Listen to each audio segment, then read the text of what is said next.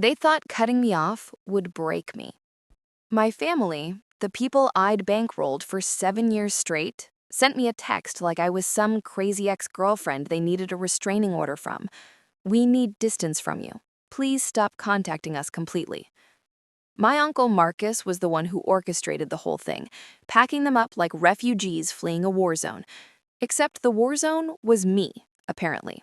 The girl who'd been writing checks with more zeros than their collective IQ points.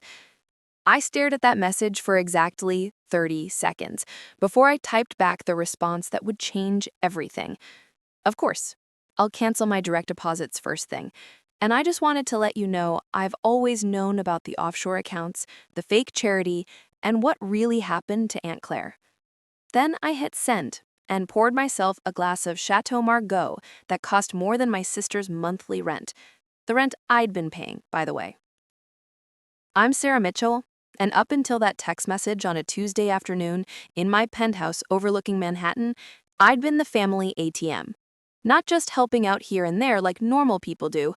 I'm talking full-scale financial life support for 15 people who thought my bank account was community property.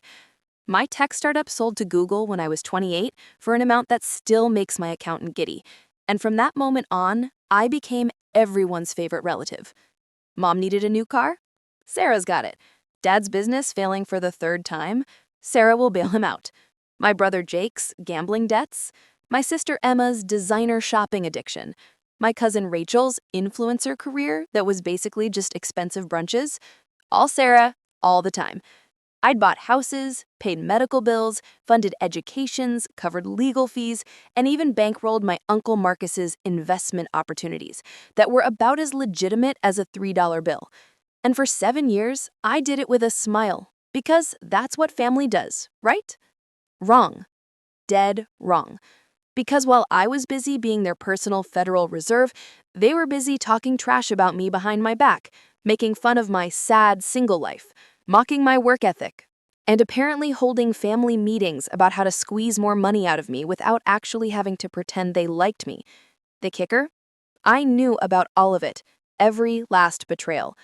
I'd known for 2 years, ever since I accidentally got added to a family group chat they'd created specifically to coordinate their stories and strategies for manipulating me. They added me by mistake, quickly deleted me, but not before I'd seen enough messages to make my blood boil and my mind start working on a plan that would make them regret ever thinking I was just a walking checkbook. The direct deposits stopped exactly at midnight that night. Mom's household account, gone. Dad's business consulting fees, vanished. Jake's investment portfolio management, disappeared like smoke. Emma's creative director salary for the fake job I'd created so she could maintain her lifestyle, poof. Rachel's social media coordinator checks, evaporated. My Uncle Marcus's financial advisory retainer, deleted with extreme prejudice. I'd set it all up to auto-cancel, and I sat there with my laptop watching the confirmations roll in one after another, each one feeling like a little victory. My phone started blowing up around 7 the next morning. First was Mom, all sweet and confused. "Honey, I think there's been a banking error. My deposit didn't come through." I didn't respond. Then Dad, more aggressive. "Sarah, we need to talk about this deposit issue immediately." Delete. Jake sent me a string of increasingly panicked texts about bills that were due. Emma called 17 times in a row. Rachel sent me a voice memo that was just her crying. And Uncle Marcus? He sent me a text that said, "We need to have a serious conversation about your responsibilities to this family." That one actually made me laugh out loud. My responsibilities? I'd been responsible for keeping every single one of them afloat while they treated me like garbage.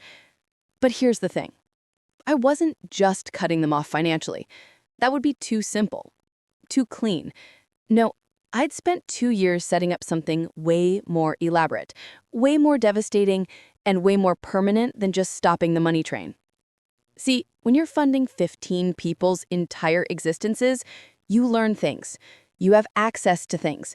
You see paperwork that maybe you're not supposed to see, but nobody thinks twice about because, hey, it's just Sarah, the family piggy bank.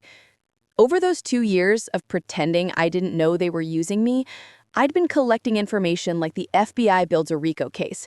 I knew about the offshore accounts Marcus had set up in the Cayman Islands using Dad's name, the ones where he'd been stashing money from Dad's failing businesses that were actually profitable, just not on paper. I knew about Mom's affair with the tennis instructor at the country club I'd paid her membership for. The tennis instructor who was 23 years old and also sleeping with my sister, Emma. I knew about Jake's gambling problem being way worse than anyone suspected, and I knew he'd been betting on games he had insider information on, which, last time I checked, was super illegal. I knew about Rachel's influencer career being a front for selling prescription pills she was getting from a dirty doctor and then marking up 300%. I knew about Emma's secret second apartment where she was actually living with her married boss while pretending to be single and available. And I knew about Aunt Claire, sweet, quiet Aunt Claire who'd supposedly died in a car accident 5 years ago, except she hadn't died at all. She'd tried to escape the family, and Marcus had made it look like an accident so he could collect on her life insurance policy that he'd secretly tripled just months before. She was alive, living under a different name in Portland, and I'd been sending her money anonymously for 18 months. The real chaos started about 3 days after I canceled the deposits. That's when people started getting desperate and sloppy.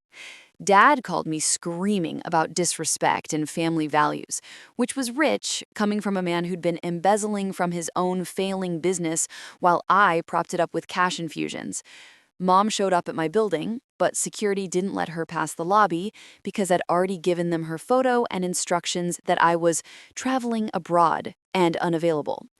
Jake tried to get clever and showed up at my office, but my assistant, who I'd briefed on the whole situation, told him I'd relocated to the London branch indefinitely.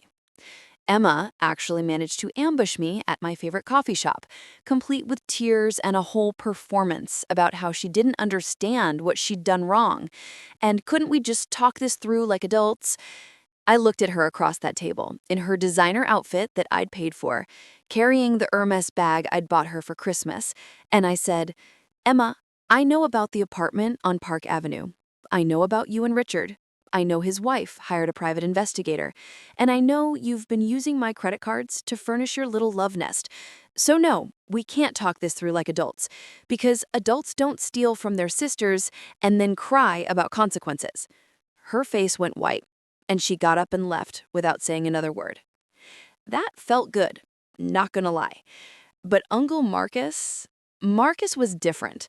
Marcus was the one who'd really orchestrated this whole cut Sarah off strategy because he'd figured out that I was getting suspicious. He'd convinced everyone that I was becoming controlling and using money to manipulate them, and that they needed to establish boundaries before I completely took over their lives. The projection was almost impressive. He was the one who'd suggested they all go no contact at once, make it a unified front so I couldn't pick them off one by one or play favorites. He'd positioned it as this empowering family decision, reclaiming their independence from my toxic generosity. What he'd actually been doing was trying to cut me off before I could uncover the full extent of his schemes. Too late, Marcus. Way too late. I'd already compiled everything into a document that was sitting in a secure folder with my lawyer, my accountant, and a journalist friend who worked for the Wall Street Journal. I'd given them all instructions. If anything happened to me or if certain conditions weren't met, they were to release everything. The offshore accounts, the insurance fraud, the illegal gambling, the prescription drug operation, the affairs, the embezzlement, all of it, documented with bank statements, photos, emails, text messages, and even some audio recordings from family dinners where people had gotten a little too comfortable talking about their schemes because nobody thought Sarah was paying attention to anything except her checkbook. Marcus made his move about a week after the family went no contact. He sent me an email, not even a text, an actual formal email offering to mediate between me and the family. He suggested we meet at this super exclusive restaurant in Tribeca, neutral ground, just the two of us so we could work through the financial misunderstandings and repair the family bonds. The email was slick, professional, and totally transparent if you knew what to look for. He was trying to figure out what I knew and what I was planning to do about it. He wanted to assess the threat level and see if he could either buy me off or intimidate me into staying quiet. I almost didn't go. But then I thought about how satisfying it would be to watch his face when he realized he'd underestimated me for the last time. So I replied, "Sure, Marcus, let's talk. Friday at 8. And bring your lawyer. You're gonna need one." I didn't actually expect him to bring a lawyer, and he didn't. He showed up alone, all confidence and expensive cologne, wearing a suit that probably cost 5 grand and a smile that didn't reach his eyes. He ordered a scotch, the most expensive one on the menu, naturally, and leaned back in his chair like he owned the place. "Sarah," he started, using that condescending tone he'd perfected over the years, "the family is concerned about your mental state. Cutting everyone off without warning, making wild accusations in text messages, refusing to communicate, these aren't the actions of someone who's thinking clearly." I took a sip of my wine and looked at him like he was a bug I'd found in my salad. "Marcus, let's skip the gaslighting portion of the evening. I know about Grand Cayman. I know about Claire. And I know you've been systematically robbing my father blind for 8 years while I unknowingly funded your operation. The only question is whether you want to handle this privately or publicly." His color drained from his face, and for the first time since I'd known him, Marcus looked genuinely rattled. He recovered quickly, I'll give him that, but there was a new wariness in his eyes now. "I don't know what you think you know," he said carefully, "but you're making some very serious accusations that could be considered slander." I pulled out my phone and opened a folder, turned it so he could see the screen. These are copies, obviously. The originals are in multiple secure locations. But just so you understand what we're working with, there's the Cayman accounts, there's the paperwork from Claire's policy, there's the correspondence with your contact at the insurance company, there's the shell corporations, and there's my personal favorite, the email where you explicitly told Dad's business partner to dump inventory at a loss so the company would look like it was failing while you redirected the profits offshore. Slander implies I'm making false statements, Marcus. Everything I have is documented, verified, and frankly, it's enough to put you away for a solid 20 years if the feds get interested. His hand shook slightly as he picked up his scotch. "What do you want?" he asked, and there was no more pretense, no more games. Just the question I'd been waiting for him to ask me. "I want a lot of things, Marcus. I want my father to know the truth about his beloved brother. I want Claire to be able to come home and reclaim her life. I want everyone who's been using me to understand that actions have consequences. But most of all, I want you to know that you completely miscalculated who you were dealing with. You thought I was just a naive rich girl who'd keep writing checks forever because I was desperate for family approval. You thought I was too soft, too trusting, too stupid to see what was happening right in front of me. And that was your fatal mistake." I leaned forward, holding his gaze. "Here's what's going to happen. You're going to transfer every penny from those Cayman accounts back to Dad's business. You're going to sign a full confession about the insurance fraud and help me prove Claire is alive. You're going to cooperate with investigators on the other family members' activities. And you're going to disappear from our lives permanently. You don't get to come to holidays, you don't get to call, you don't get to exist in our orbit anymore. In exchange, I won't have you arrested tonight, and I'll give you a head start before the information goes public. You've got 48 hours to get your affairs in order and vanish. After that, I'm releasing everything to the authorities regardless." Marcus looked at me like he'd never seen me before, which was fair because he really hadn't. He'd only ever seen what he wanted to see, a meal ticket, a mark, an easy target. He'd never seen Sarah Mitchell, the woman who'd built a multi-million-dollar company from scratch by being smarter, faster, and more ruthless than everyone else in the room. "And if I refuse?" he asked, but there was no fight left in his voice. "Then you go to prison. And everyone knows what you did, and your name becomes synonymous with being a con artist who preys on family members. Your choice, Marcus. Easy way or hard way. Either option works for me." He left that restaurant a broken man, and honestly, it was one of the most satisfying moments of my entire life. But that was just the beginning. Over the next 3 weeks, I systematically dismantled the house of cards my family had built on my money. Dad got an anonymous package containing proof of Marcus's betrayal along with documentation of exactly how much Marcus had stolen over the years. Turned out to be somewhere north of $3 million. Mom got a similar package about Emma's affair with Richard, and along with photos that made it clear this wasn't just some innocent work friendship. Jake got a visit from investigators who wanted to ask him some questions about sports betting, and suddenly his gambling problem became everyone's business. Rachel got shut down by the DEA after an anonymous tip about her prescription drug operation, and she cut a deal that included testifying against her supplier.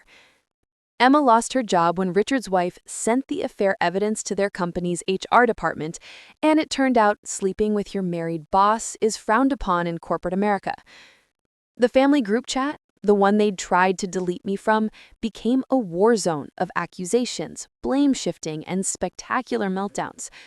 Without my money to keep them comfortable and complacent, they turned on each other like sharks smelling blood in the water.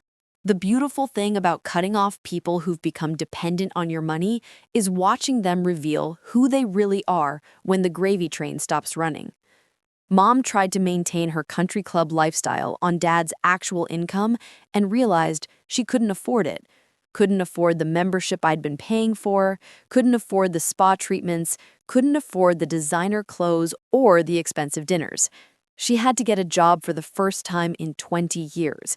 Ended up working retail at Nordstrom, which would be fine except she'd spent years looking down on people who worked retail. The humility lessons were coming fast and hard. Dad's business, once Marcus returned the stolen funds and left, actually started doing okay. But he was so ashamed of being betrayed by his own brother and so angry at himself for not seeing it that he basically became a hermit. Jake bottomed out completely, ended up in rehab, which honestly was probably the best thing that could have happened to him, even though he didn't see it that way at first.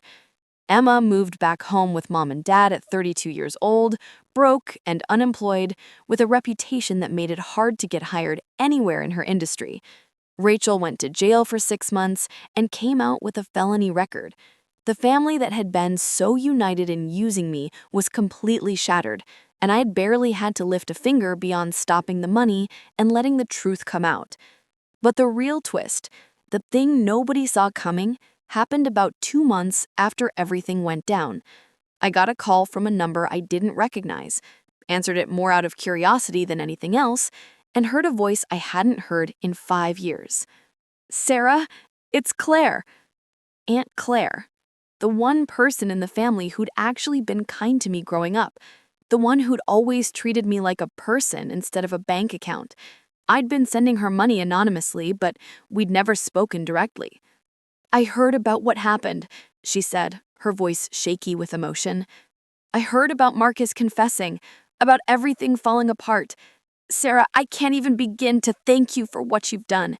You didn't just give me money, you gave me my life back." We met for coffee the next day, and she told me everything. How Marcus had orchestrated the accident after she'd discovered his offshore accounts and threatened to expose him. How he'd paid off the police investigator to close the case quickly. How she'd been living in hiding, terrified that if she came forward, he'd finish the job. How my anonymous deposits had been the only thing keeping her afloat while she tried to build a new life under a different name. "I wanted to reach out to you so many times," she said, tears streaming down her face. "But I was so scared, and I didn't want to put you in danger.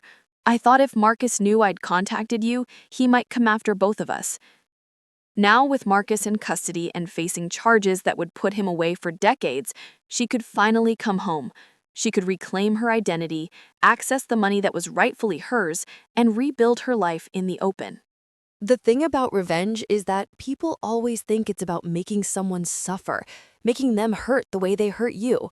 But the best revenge, the kind that actually means something, is about revealing the truth and letting consequences play out naturally.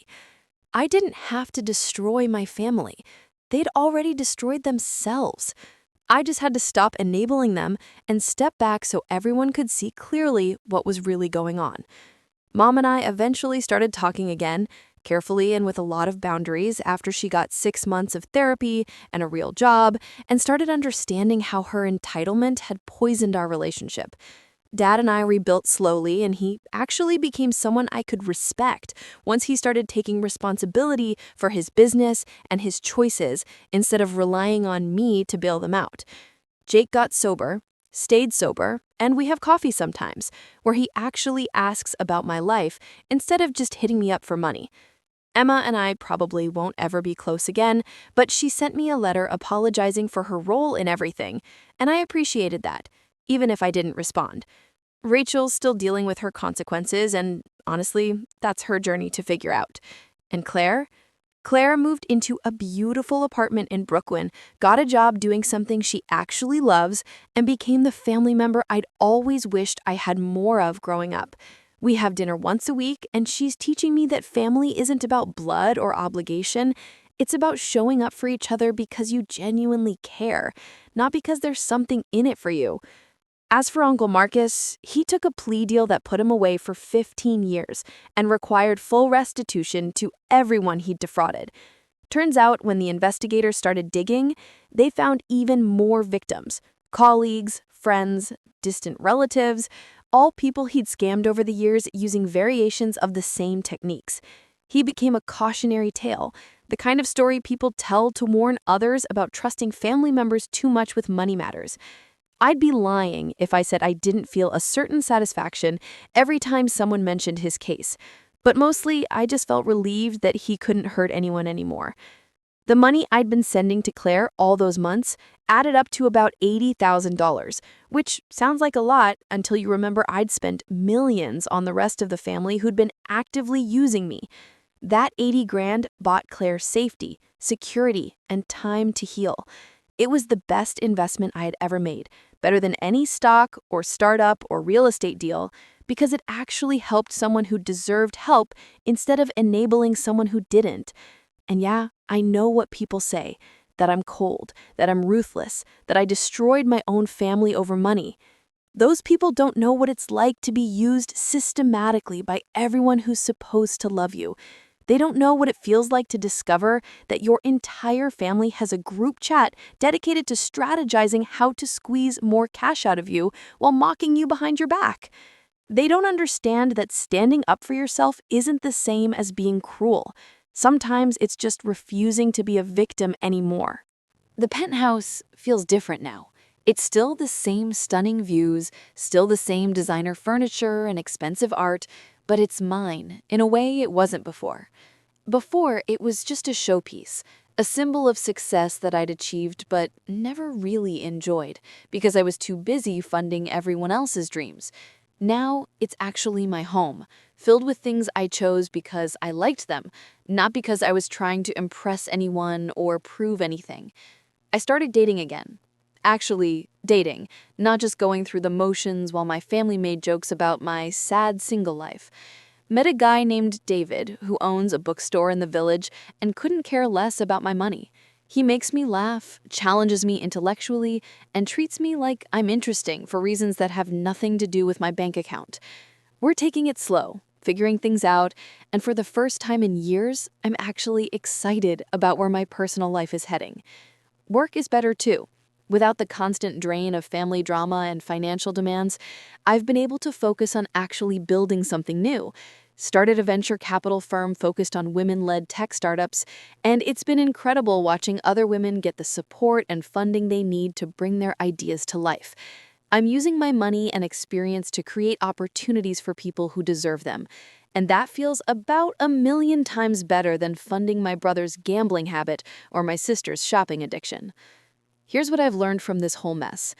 Money doesn't just reveal people's character, it reveals who they've always been, but maybe we're too polite or too careful to show you before. My family didn't become users and manipulators because I gave them money. They'd always been that way, and my money just gave them permission to stop hiding it. The people who actually cared about me, Claire and a handful of friends who stood by me through everything, didn't change when my financial situation came up. They liked me when I was broke in college, and they like me now that I'm wealthy, because they like me, not for what I can do for them. The ones who only showed up when they needed something, they proved exactly who they were. And I'm grateful to know the truth, even though it hurt like hell at the time. Cutting off the direct deposits wasn't about punishing anyone. It was about stopping the cycle of enabling and manipulation that had become our family's entire dynamic. It was about saying, I see you, I see what you've been doing, and I'm not participating anymore. And yeah, the fallout was dramatic and messy and painful, but it was also necessary. Sometimes you have to burn down the old structure before you can build something better in its place. The final secret, the one I haven't told anyone except Claire, the one that puts everything else in perspective, is that I'd been planning my exit from the family bank for 3 years, not 2.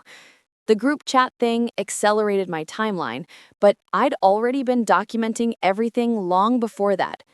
See, about a year before I accidentally got added to their coordination chat, I'd hired a private investigator to look into Marcus, because something about his investment advice had seemed off. That PI uncovered the offshore accounts, started pulling threads, and discovered the whole tangled web of fraud and manipulation. I'd spent a year just watching, documenting, and planning, trying to decide if I was wrong, if maybe I was being paranoid or suspicious for no reason. The group chat confirmed what I already knew but was afraid to believe, that I wasn't a family member to these people. I was a resource to be exploited. That revelation didn't make me angry at first. It made me sad, because I realized I'd been alone in my family for a lot longer than I'd admitted to myself. But sadness turned to resolve, and resolve turned into the most elaborate exit strategy anyone's ever executed from a toxic family situation. Every deposit I made after discovering the truth was strategic, designed to create dependency and maintain the status quo until I was ready to pull the plug. Every family dinner I attended where they mocked me behind thin smiles, I was taking mental notes. Every text asking for money that came with manipulation wrapped in "I love you," I was saving to a secure folder. I'd turned myself into a one-woman FBI operation, and by the time I sent that final text about canceling the direct deposits, I had enough evidence to take down everyone involved in any significant fraud or crime. The reason I'm telling this story now, the reason I'm finally putting it all out there, is because I want other people who are in similar situations to know they're not alone and they're not crazy. If you're the family member everyone calls when they need money but never calls just to see how you're doing, you're being used. If your relatives have more conversations with you about financial help than about your actual life, you're being used. If the thought of saying no to a family member's request fills you with dread because you know they'll make you feel guilty or cut you off emotionally, you're being manipulated. And here's the thing that took me way too long to learn. You don't owe anyone access to your resources just because you share DNA. Family is supposed to be about love, support, mutual respect, and actually giving a damn about each other's well-being. It's not supposed to be about one person funding everyone else's lifestyle while getting nothing but grief in return. Setting boundaries isn't cruel, it's essential. Protecting yourself isn't selfish, it's survival. And walking away from people who treat you like an ATM instead of a human being isn't betrayal, it's self-respect. My family taught me that lesson the hard way, but I'm grateful for it now because it freed me to build the life I actually wanted instead of the life I thought I was supposed to want. The penthouse is quiet tonight. Just me and a glass of wine and the city lights stretching out below like diamonds on black velvet. Tomorrow I'm meeting Claire for brunch. Then I have a date with David. Then I'm reviewing pitch decks from 3 women entrepreneurs who are brilliant and driven and deserve someone to believe in them the way nobody believed in me until I believed in myself. My phone is silent. No desperate text, no manipulation disguised as love, no relatives treating me like a walking bailout fund. And that silence, it's not lonely. It's peaceful.